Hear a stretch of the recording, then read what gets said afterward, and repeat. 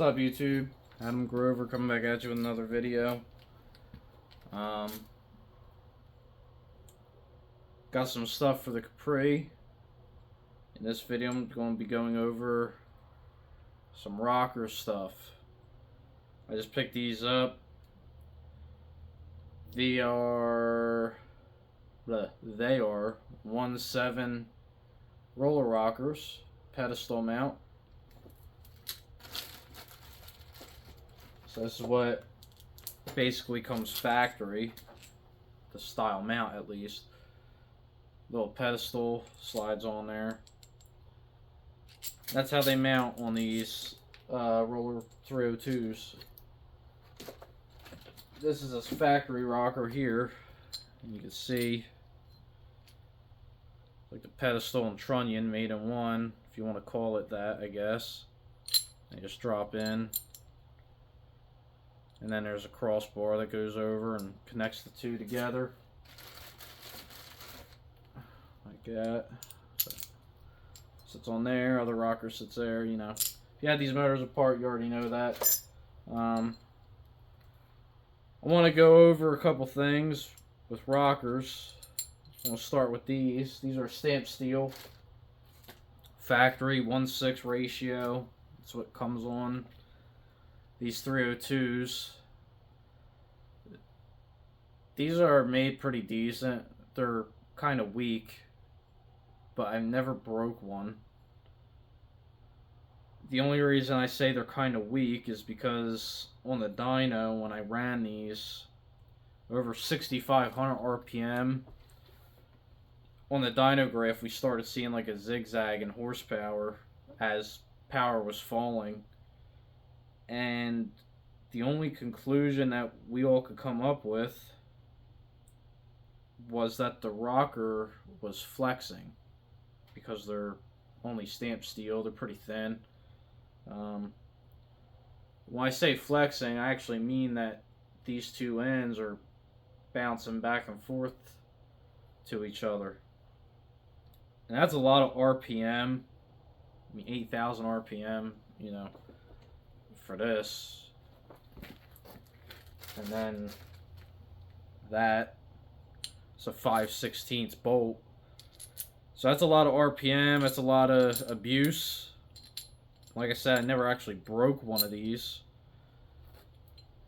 I went 9s with these. So these work pretty good. The only problem that I could see you having with these is after time doing like what I did, I think they would actually start to bend and you'd probably lose a little bit of lift. And when you're trying to make power, every little bit counts. And then also that deflection, like I said, you saw in the graph, it was like this. Granted, it was over 6,500. So keep that in mind. If you're revving something high, you definitely wouldn't want to use this.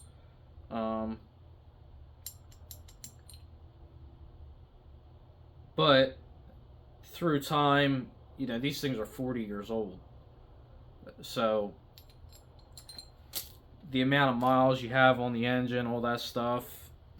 If you got a motor that don't run necessarily great, I'm not saying this is going to be the problem. It's highly unlikely.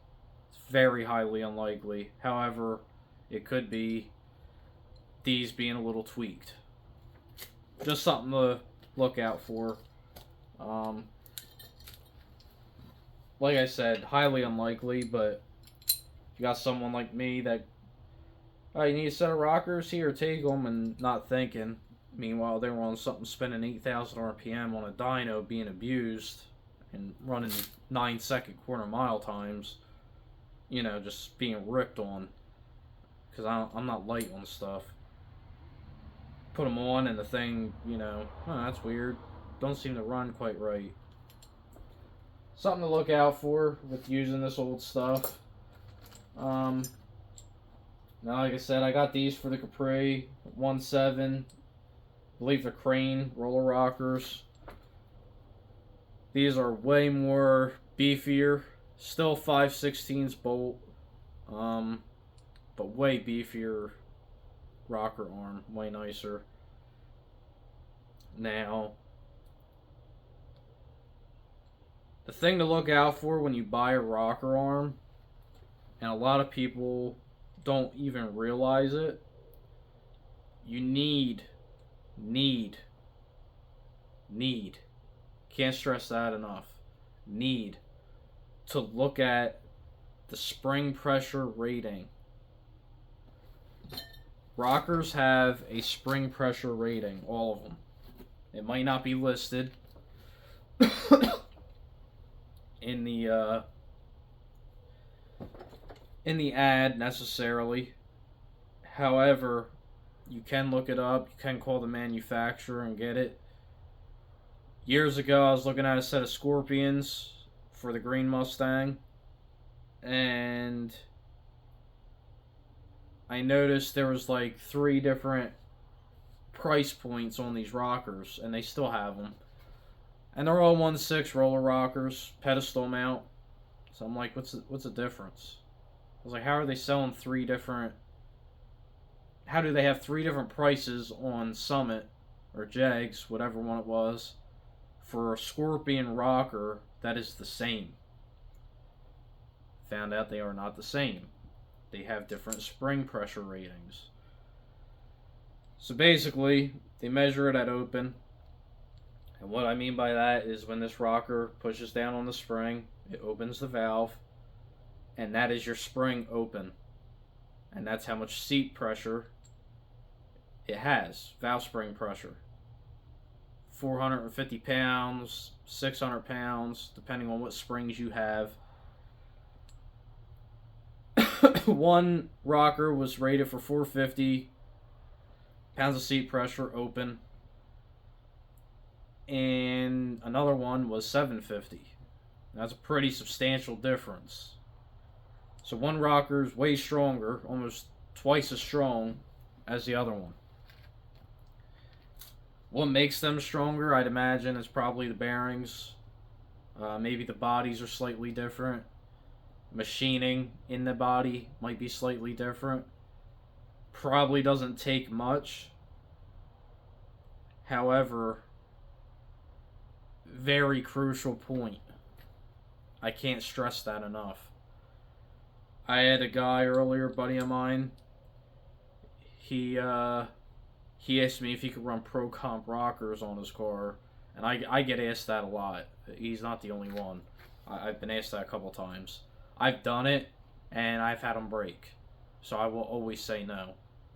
That's just me.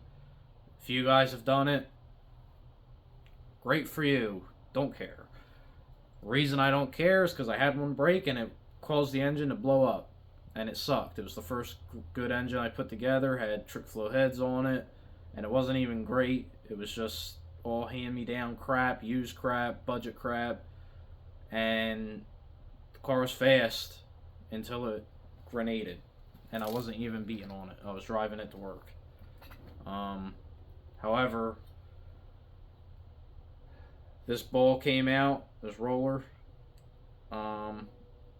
broke the whole tip of the rocker, and it acted like a valve spring tool, dropped the valve, hit the piston, broke the rod, threw the rod outside of the block. Bad time, really bad time. Now, on these, I've had the Crane Ford Racing Cobra rockers, and these pins that hold the roller on, I had one fall out. And I actually recently was just talking about this as well a couple weeks ago on a Facebook post, and a gentleman said that that was something he used to check regularly on his car when he ran them. So apparently on them it's a common problem. I noticed, if I remember correctly, the pins on them are chrome. These ones look like they're black. I believe these are just Crane. There's no stamping in them, except for the 1.7. And when I tried to do research on these, they came up as Crane 1.7 rockers. They look just like this, the silver, the stamp, the whole deal. So I believe these are Crane rockers. I don't know if there's a difference between the Ford Racing or Ford whatever. The Ford crane rockers and these, or if they're just the exact same. But I do believe the pins in these are black, obviously. I believe the pins in the Cobra rockers were chrome, or they were shiny. So that could be why. It could be something with the machining on them that's slightly different. Could just be because they're old and worn out. Just something to look for if you're going to run those. So, for comparison, both of them next to each other. Pretty big difference. These have their own little pedestal that they sit on, and they use that same crossover. This is the same no matter what. Doesn't matter if you got Crane, Scorpion, whoever it is, they all use that little crossbar when it's pedestal mount like this. These use a Allen head 5/16 shanked hardware or bolt. The other thing to look for when you're installing these, they have a beveled edge and a flat edge, and you can rotate it. So you always want to make sure, and I've made this mistake before, you always want to make sure they're sitting right. Flat edge up, beveled edge, beveled to beveled for that pedestal to sit on.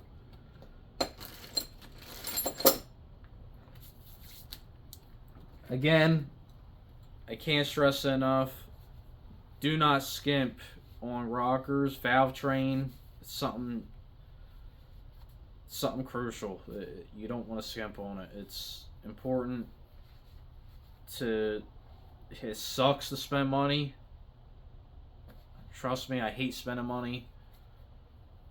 Especially if you don't need to. On valve train, you need to. That's just how it is. If there's one thing you're going to skimp out on, or not skimp out on, in your engine, it is valve train. One area. Cam, you know, get a cheap cam, that's fine. Whatever. But comes to rockers.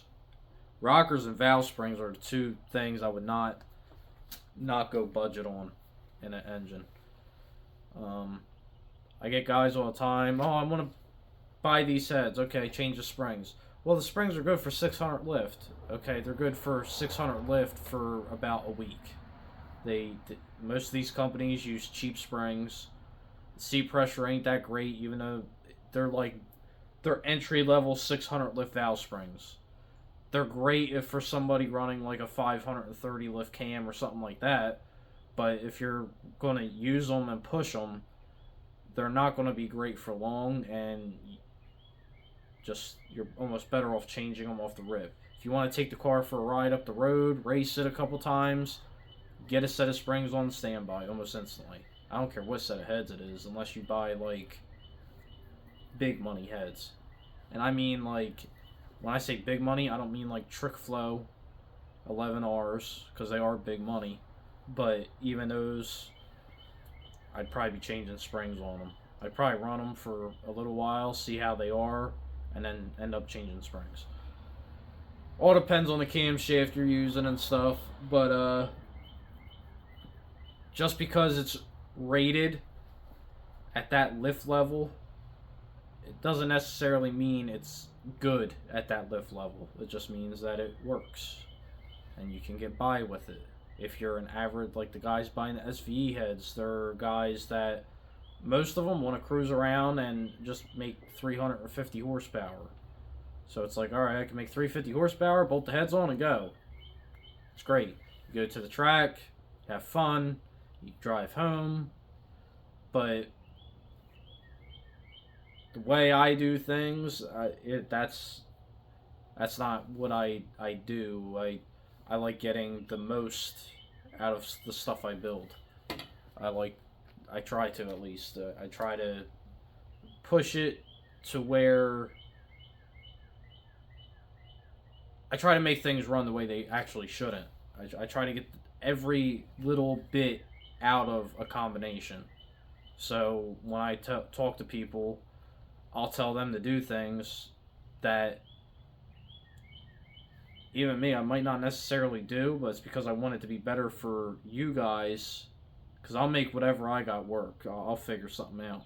But if you guys got the money and you don't necessarily have the knowledge or asking me for whatever reason to build something, I'm going to tell you to get better stuff so that way it lasts.